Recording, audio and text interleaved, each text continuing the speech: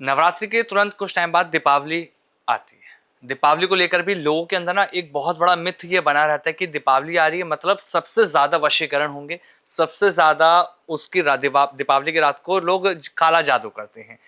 ऐसा क्यों कहा जाता है कि दीपावली की रात ही सबसे ज्यादा काला जादू होता है? इसके पीछे की सच्चाई क्या है? कुछ रात्रियां स्वयंभू सिद्धि पाकर आती हैं। स्वयंभू सिद्ध रात्रियां होती हैं, जिसमें होली की रात्रि, दीपावली की रात्रि, नवरात्रि की रात्रि, शरद पूर्णिमा की रात्रि, ये कुछ 6 रात्रियां हैं जो स्वयं सिद्ध रात्रियों में गिनी जाती हैं।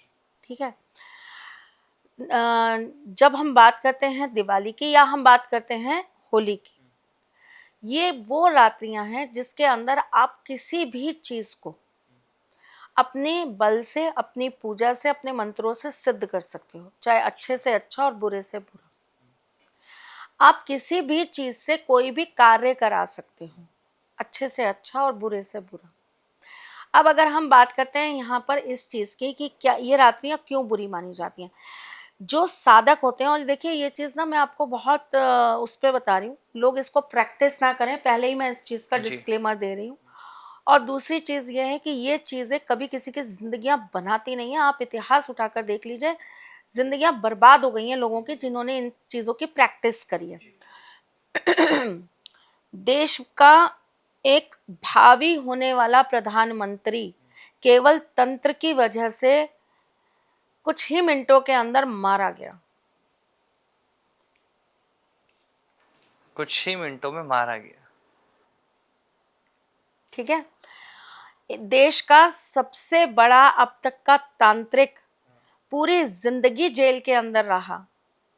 लोग उसके बाहर आने से डरते थे, इसलिए उसको जेल से बाहर नहीं आने दिया। और कमाल की बात समझिए, वो खुद बाहर आने से डरता था, इसलिए वो कभी बाहर नहीं आना चाहता था। जब उसे चैलेंज किया गया तो 1993 या 1994, मुझे एग्जैक्ट डेट याद नहीं है, उसके लिए आपको थोड़ा सा डेट्स को देखना पड़ेगा।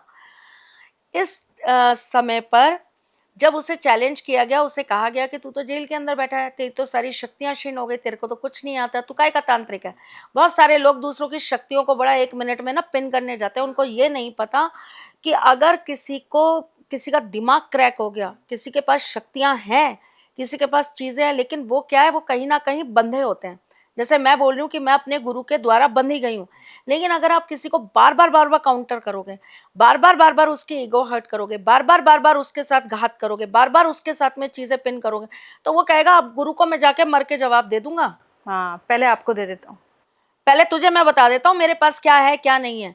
यही सेम चीज उनके साथ हुई। उनको बार बार पिन किया गया। उन्हें पता था उनको अपनी शक्ति का दुरुपयोग नहीं करना, उन्हें पता था उन्हें अपने तंत्र को कितना यूज करना है, उन्हें पता था उनकी शक्तियों की लिमिटेशन क्या है। वो नहीं माने, वो नहीं माने, वो नहीं माने। जब उनको बार बार लोग बोलते गए, लोगों के अंदर क्या है, एक बड़ी वो होती है, वो ये सोचते हैं अरे क्या कर लेगा, क्या ही आता होगा इसको। किसी को भी हल्का नापना ना, ये सबसे पहले आपकी हार का कारण होता है। अपने दुश्मन को हल्का कभी मत समझिए। दुश्मनी की है ना आपने, तो ये समझो आपका दुश्मन आपसे ऊंचा ही है। श्री कृष्ण की भक्तों तो थोड़ी राजनीति तो आती है। उनको उकसाया गया, 1 बार बोला, 2 बार बोला, 4 बार बोला, 5 बार बोला। उन्होंने कहा ठीक है, तुम्हें ऐसा लगता है मैं कुछ नहीं कर सकता, मेरे तंत्र में बिल्कुल ताकत नहीं है, लो जाओ।